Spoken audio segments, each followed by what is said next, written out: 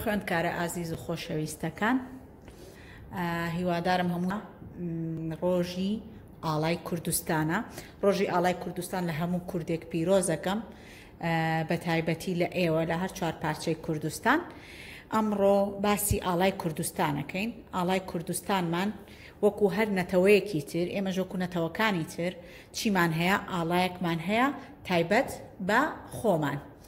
هەرچەند ئێمە ئێشتاکە نەبووین بە وڵات، هەرێمێکین، بەڵام ئێمەش هەر وەکو وڵاتانی تر ئاڵایەک تایبەت بە خۆمان هەیە، وەکو چۆن لە کەڵچەر بە زمان ئەمان ناسنەوە کە کوردین یان بە جلوبەرگمانە، بەڵام شتێکی تریشمان هەیە کە لە پاڵ زمان و کەڵچەرمانە چی هەیە؟ ئاڵاکەمانە. بەهۆی ئاڵاکەشمانەوە ئەناسرینەوە کە ئێمە کوردین. ئاڵای کوردستان لە ساڵی 1927 بۆ 1930 بۆ یەکەم جار لە ئارارات باکووری کوردستان ئاڵای کوردستان هەبووە، بەڵام بەم شێوازەی ئێستامان نەبووە، شێوازەکەی جیاواز بووە، لە ناو خۆرەکەی شاخێک هەبووە. دواتر لە کۆماری مەهاباد ئاڵاکە دوو گوڵە گەنمی لەگەڵا بووە، بەڵام ئێستا گۆڕاوە بەچی؟ بەم شێوازەی ئێستا. ئاڵای کوردستان پێک هاتووە لە 4 ڕەنگ: سوور، سپی، ساوز، زەرد. سوور هێمای چییە؟ خوێنی شەهیدانە کە لەسەرەوە دانراوە. سپی بە واتای ئاشتیەت، ساوزیش بە مانای ساوزبوون و ژیانەوەیە، و خۆرەکەشمان کە پێک هاتووە لە 21 تیشک، ئەمیش چییە؟ بریتیە لەوەی کە باز لە نەورۆزەکە کە لە 21 سێ جەژنی کوردیە، جەژنی نەورۆزە. هەم ئەو خۆرە بە مانای هیوا و گەشانەوەش پێناسا ئەکرێ. ئەمە پێناسەیەکی کورتی چییە؟ ئاڵای کوردستانە، بۆ ئەوی هەر یەکێک لە ئێمە زانیاریمان هەبێ لەسەری. ئێستا باسی چیەکەین؟ کارە هونەریەکانەکەین. ئێمە ئەتوانین لە ماڵەوە چەند کارێکی هونەری بکەین لەسەر چی؟ لەسەر ئاڵای کوردستان. یەکەم ئێمە ئەتوانین بە زەخرەفە، بە شێوازی زەخرەفە دروستیکەین. دووەمیشیان ئەتوانین ئێمە بە شێوازی کۆلاج، کاغەز بێ یان پارچە شوشە بێ، هەر شتێک بێ وردی ئەەکەین و ڕەنگەکەین، ئەو ڕەنگانی کە پێویستمانە بەکارێنین. ئێمە ئەتوانین بە چەند شێوازێک چی بکەین؟ ئاڵای کوردستان دروستکەین، یاخود بە خوری ئەو ڕەنگانی کە پێویستە ئەتوانین بە خوری دروستیکەین. هەر یەک لە ئێوە ئەتوانن لە ماڵەوە ئەم کارە دووبارە بکەنەوانێ و ئاسانیشە. تاش ئێمە چیەکەین؟ سکێچێکی زۆر سادەی ئاڵای کوردستانەکەین، هەمومان ڕەنگە بزانین. ئاڵا نابێ بەڕێکی دروستیکەین، سەرەتا نابێ بەڕێکی دروستیکەین. من بەم شێوازەی مۆکایە قەوسێک هەیە لێرانە، و بەم شێوازە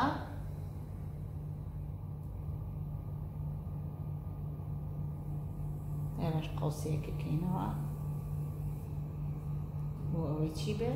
جوڵەیەک هەبێ لە ئاڵاکە.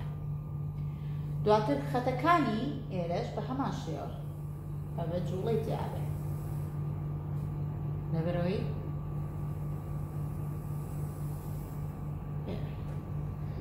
وسمان ڕەنگی سوور لە چییە؟ لە سەری سەرەوە، بۆ وتمان ڕەنگی سوور خوێنی شەهیدانە، ئەبێ هەمیشە لەسەرەوە بێ. تیشکەکانی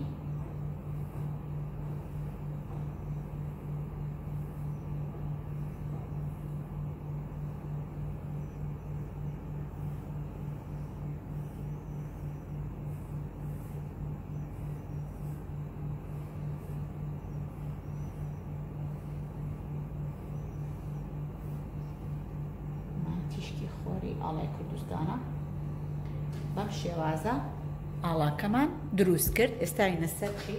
ڕەنگکردنەکەی. چمان ئاڵاکە لەسەری سەرەوە چیمان هەیە؟ ڕەنگی سوورمان هەیە.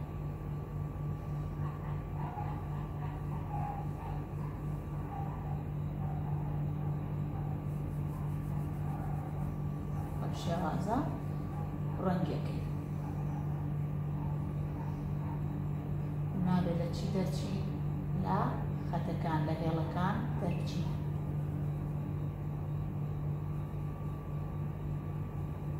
ئەمڕۆ لەبەرەوەی کە سەریعە ئیشەکە، پێشتر ئامادەکاری تەواو نەکردووە، لەبەرەوە ڕەنگە جۆزە سکێچم باش هەبێ یان هەڵەیەکی دیابێ، بەکەم و کوڕی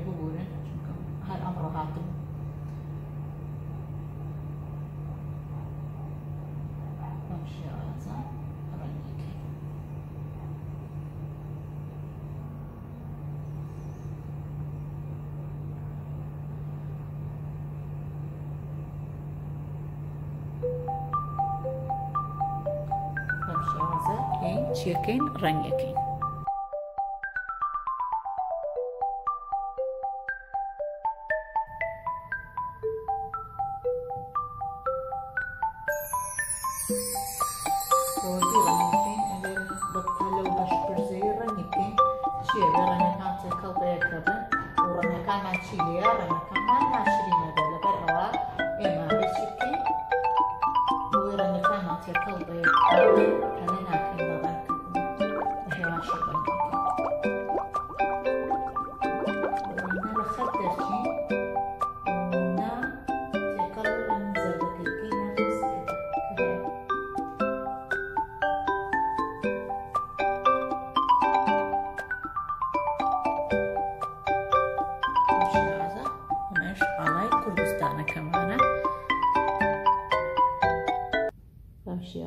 ڕەنگمان کرد. ئێوە ئەتوانن لە ماڵەوە بە شێوازی کۆلاج بە هەر شێوازێک کە خۆتان حەزەکەن دووبارەی کەنەوانێ دووبارە ڕۆژی ئاڵا پیرۆز بێ لە هەموو گەلی کورد لە ئێوەی جوان و نازدار و شیرینیش دووبارە پیرۆز بێ بە هیوای ئەوەی بەدڵتان بوو بێ.